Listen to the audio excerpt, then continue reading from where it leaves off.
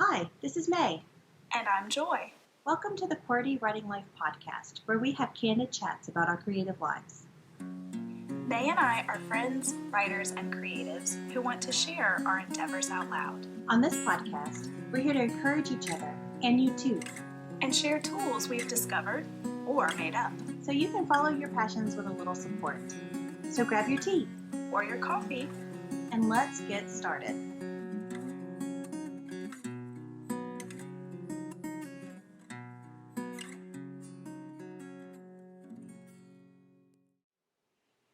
Hello, everyone.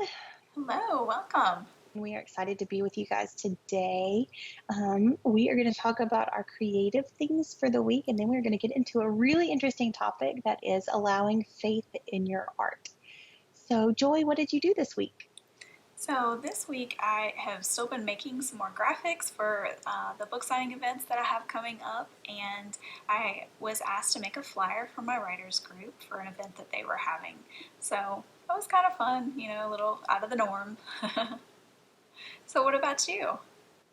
Oh, I did a few things. At the beginning of the week, I had a lot of stuff at work that I needed to do, and one of those things was to plan and decorate for a banquet. So I got to make some flower arrangements and really pull some things together, make a catering menu, which was a lot of fun. The event was actually really fun too. That happened on Monday night, and then on Thursday, I got sick. So I had to stay home and kind of handle myself, and I stayed home Thursday and Friday. And while I was sick, I did a lot of dreaming. So that's a good thing. I couldn't do much else. Yeah, it knocked me out, man. This illness really knocked me out. Some what ifs and should I's and would I's and could I's that come about while you are bedridden. Well, that's a great way to turn a very negative experience into a lovely positive. Well, thanks. I'd work really hard on doing that kind of thing. So I appreciate that it is noticed. It is. Okay, so are you ready to start talking about how to allow faith in your art? Yes, I'm excited about this one. So when we say faith, we just wanted to point out that Joy and I are believers, and so when we say faith, we're talking specifically about our belief and our faith in Jesus Christ and the hope and comfort that He brings. But we also recognize that our faith is not everyone else's, but we still think that this talk is going to really apply to everybody. So let's dig in. Sounds great. So we decided that the most important thing is when you're writing or whatever kind of creativity you're doing, because we do think that this can cross different mediums of creativity. So just to make it easier, we're going to talk about writing a lot, but it does cross into other things. So when you're in that process of creating, don't censor yourself. And I think that this is something that we all do, and this is going to kind of lead us into what we feel like is our main point in all of this. But just first off, don't censor yourself. If you're sitting there and you're feeling like you need to put some more of your faith into the words that you're writing, or your worldview, or your convictions, or any of these things, don't censor that. Let it come through. Don't try to hold it back, because there's a reason that it's trying to come out. It might stay in your finished product, or you might end up revising that out or changing it or perfecting it at some point. But right then, right there, your right brain, your instinct, your intuition wants that to be on the paper, wants it to be in whatever medium that you are expressing yourself. It needs to be there. Because if you don't, you're stopping that flow of creativity. You're putting a blockade there saying, nope, can't do that. And so that is going to make all of the other thoughts and ideas and intuition on that particular project back up, and you won't be able to let it flow. For writers, we call it writer's block. Yep. I'm not sure what other mediums call it, but we do have a name, a title, and it's a thing that happens. So there you go. So this could be something that causes it for you. If you've got these things and these thoughts and these whatever that are coming, and you're stopping it because you're censoring yourself in effect, then that could be part of your problem, why you can't move forward with a story or whatever it is that you're working on. And it's not the Because, only reason that you can have writer's block or, mm-hmm, some sort of blockade, but it is definitely something to consider if you are having some sort of creative block. For a metaphor, think of it like your creativity is flowing like a river, and then all of a sudden you have these things that um, these convictions and these things are coming through, and you start putting boulders in the middle of the river saying, no, I can't let that much water through. I can't let this much water through. And all of a sudden you have a dam, and that water is just building up behind that dam. yeah, let it flow. When you are creating should be in the present, okay? Be in the moment, okay? So when you are, whether it be painting or composing music or whatever it is, when you're in the process of creating, you need to just be. You just need to create and let it come, let it flow. That's when you get the best stuff. And like May said, you may end up revising it or cutting it or perfecting it or whatever the case may be down the road, but that's down the road. Right now you're in the Exactly. process of creating, and you need to just let it come as as it's coming through the way that it needs to be. And I think that's where the healing lies. Creativity can be a huge medium for, not medium, it could be a huge opportunity to have internal healing. And if we stop ourselves from letting these things out of us and letting them affect our creative projects and our creative expression, then the healing stops as well. So maybe it doesn't need to be in the final product, but maybe it does need to be in that first draft or that first projection, that first idea. Let your internal self be able to rest assured that you are respecting you, that you are feeling the feelings that you're feeling. It's a lot of feelings in that sentence. But that you're not just trying to bury that. When we start burying all of our emotions and our feelings and the things that happen to us, it starts affecting our positive emotions as well as our negative emotions. That's so true. I mean, it's all connected, and when you bury things, it blocks your ability to heal from things. It affects your ability to learn from things. Maybe it's not a really tough thing. Maybe it's not something that you have to heal from, but maybe it's something that you need to learn from. And then also, these things affect your relationships. Every relationship in your life is going to be affected when you start burying these things.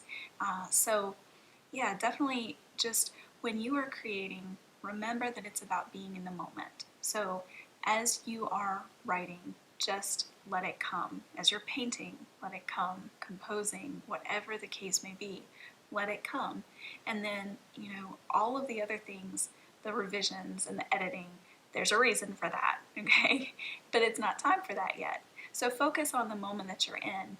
And then I think another thing that we do often with this is, especially when we're starting to put our worldview and our faith and our convictions, as soon as those things start coming up, we immediately let the fear of being judged stop us, okay? We immediately hear other voices.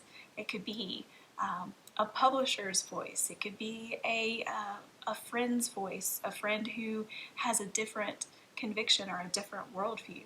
It could be critics or reviewers or whatever the case may be for you, but you're going to start hearing all these voices, and you're going to want that fear of what others are going to say.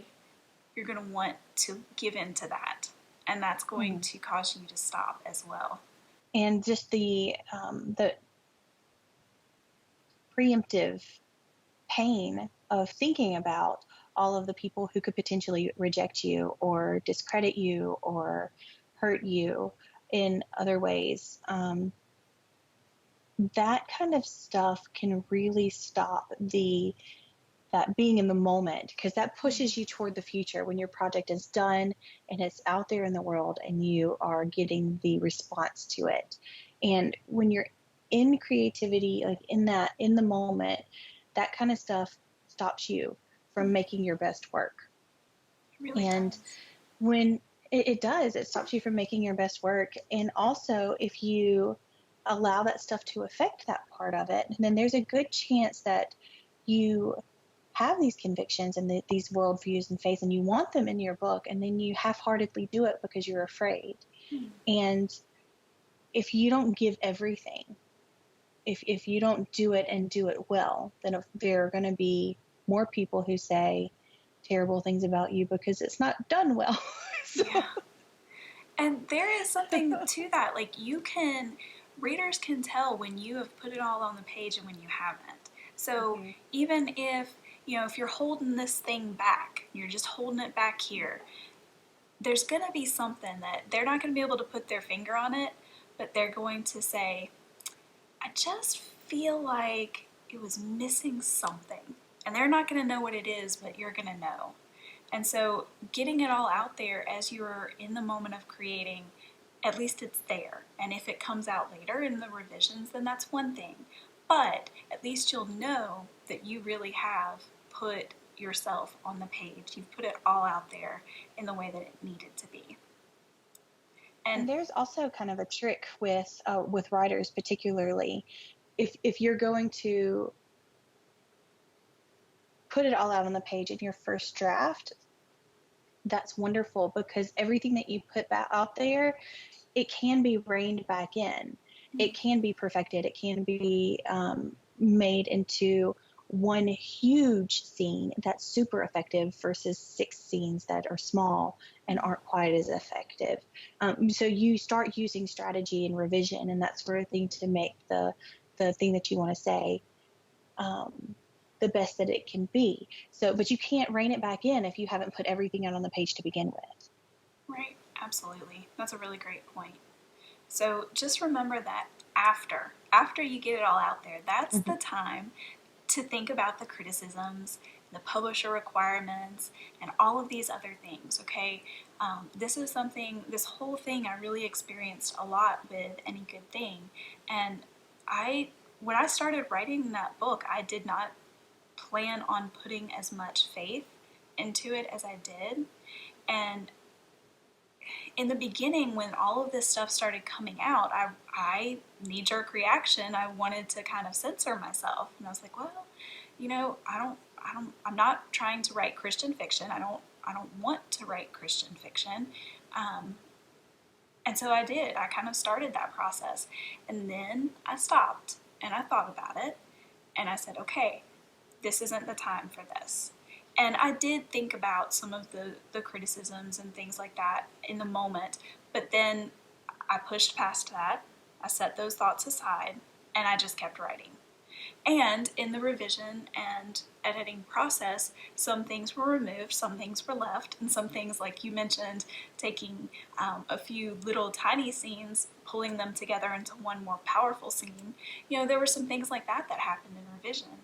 And I'm pleased with the end product. And so if I had not allowed myself to just create and let those things be put out on the page, it would not have been the book that it needed to be. So yeah, definitely remember that after is the time for thinking through those things. And thinking through the criticisms that you'll receive is something that you should do, because it's a way to prepare yourself, because those criticisms will come. And so there are things that you can think through to decide, okay, is this a conviction? Is this a something that I want to really cling to? Or is this something that maybe isn't all that important for this story? And so you have to be able to think through those things, because especially if you're wanting to be traditionally published, you most likely have some publishers in mind that you are looking for, and you'll have to consider what their requirements are and what they want and don't want in manuscripts that they consider. And so you'll have to do the work of thinking through what's most important to you, what you need to hold on to, and what are some things that maybe aren't as important in that revision process. We're generally a really practical and systematic podcasts where we're like, here's some ways that you can allow faith into your art, or here's some, things like that. And we don't really have a lot of that. We basically are saying that your worldviews, your faith, and your convictions is inside of you, and that's going to come out naturally. And what we want you to do is just to be aware when you're stopping that. So we're not really saying, if you put X plus B together equals faith in your art,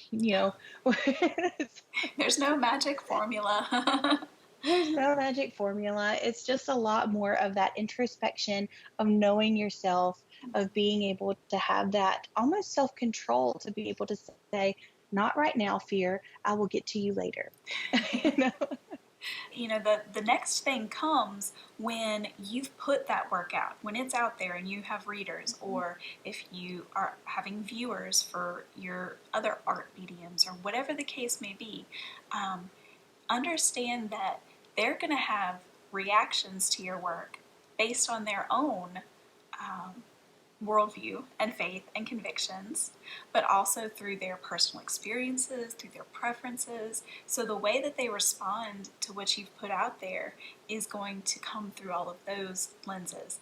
And I think that that's something that is so fascinating about art, is that the producer and the consumer are both coming at it from different viewpoints.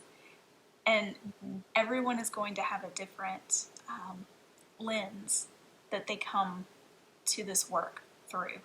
And I think that what's fascinating is to just see how so many different people can come together over one work of art. And if you look at it in that way, too, you could even say that once an artist produces a piece of art and then puts it out into the world, an entirely new piece of art is created when a consumer views it and creates their own thoughts on it. So you almost have, it's like they're cousins. You have the original piece of art, and then you have the consumed piece of art. I just think that that's so interesting and such a really cool thing that art does for us. It creates this thread between all of us, that we remember that we're human beings, that we remember that there's beauty in the world, and we can say that that we have partaken in that. And that's just a really beautiful and wonderful thing. So please put your art out in the world.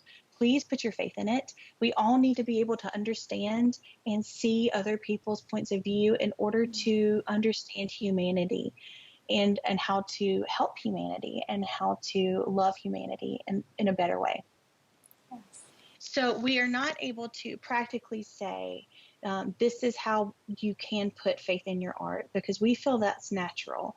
But what we can say are some tips and things to do for after you have created your art and you are getting ready to put it out into the world. So one of those things that we think you should do is that if you keep these sensitive subjects into your art, then go ahead and think about ways that other people could oppose it and create responses to those oppositions. Yes. I did that with my novel. I thought through all of the things that people could have to say negative about it, and I defended it in my mind, and it helped me decide what things were keepers and what things weren't, and what was most important and what wasn't. So yes, so definitely a good question. So you used that in the revision process? I'm sorry. I did. Yes. You used that in the revision process? Yes, in the revision process. Wow. Okay, so actually that is before the finished product, and I really like that too, because if it is a poor defense of why that's in there, then maybe it shouldn't be in there. And if it's a very strong defense of why that's in there, it's got to stay. Yeah. I love that. I mean, there are things, that I did decide to leave in, and I know what certain people will say on those things. And at the end of the day, they were things that were vital to the story. And so I knew that I had to defend them and stick by them. So when those things pop up in reviews, I'm gonna be able to say, hey, I already knew that was gonna be in there. All right, I'm cool. You're good. 1 star. All right, I gotcha.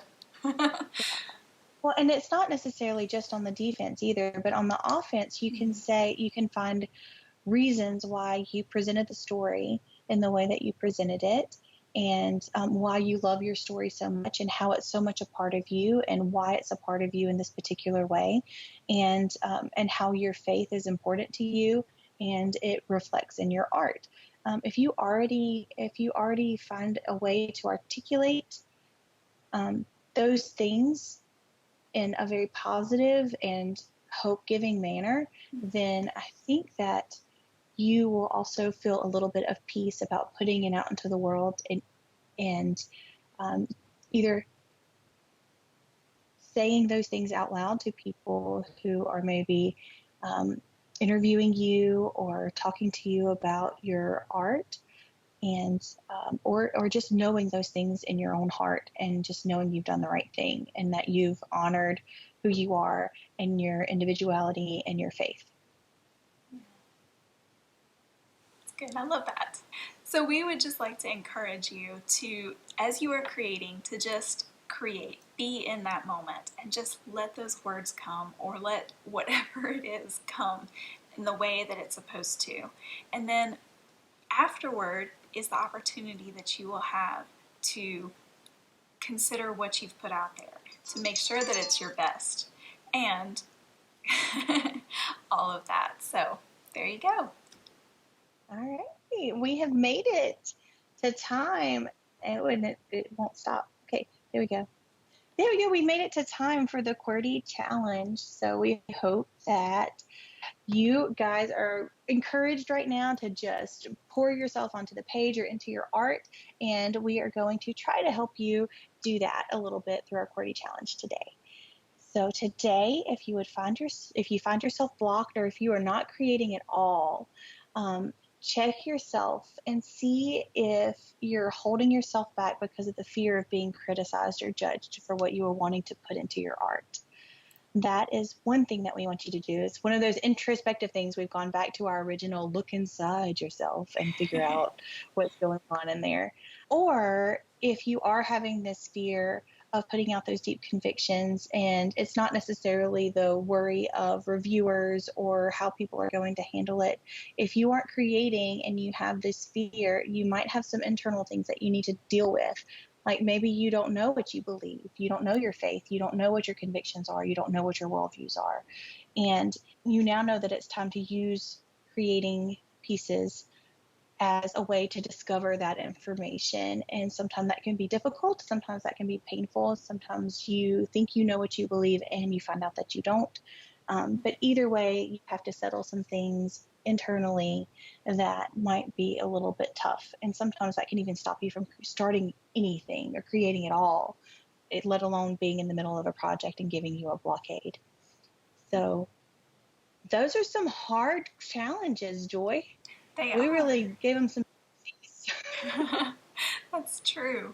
But we also have faith in you. We know that you can do this. So if these are things that you guys need to do, then hey, take this week and do it. Have a wonderful week, guys. And if you have any questions or comments, please feel free to email us, and all of that information will be in the show notes. Bye, guys. Have a great week. Bye. Thanks for listening until the end. Seriously, you're a trooper. Do you think QWERTY Writing Life is the bomb? May, you just said the bomb. Don't you censor me. If you think QWERTY Writing Life rocks ice for real, oh my word, please rate, review, and share us with others. If you have questions about this week's episode or want to start a conversation, you can reach us by visiting QWERTYWritingLife.podbean.com. We'll be back next week with more candid chats for you.